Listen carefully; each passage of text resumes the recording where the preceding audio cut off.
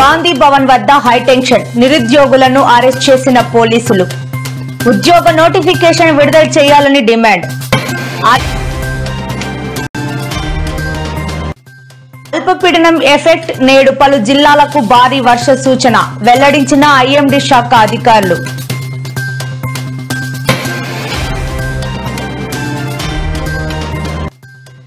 Record టైంలో రాజధాని నిర్మాణాలు పూర్తి చేయాలి, అధికారులకు ఆదేశాలు జారీ చేసిన ఏపీ సీఎం చంద్రబాబు.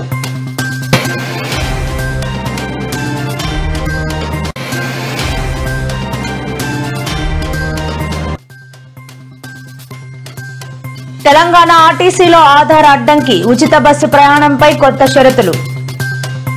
నేడు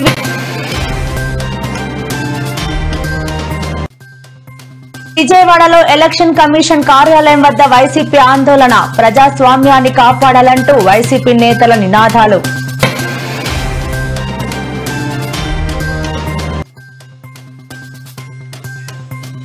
మంత్రి పదవిపై మరోసారి కోమటిరెడ్డి సంచలన వ్యాఖ్యలు, తనకు మంత్రి పదవి ఇవ్వాల్సిందేనని డిమాండ్.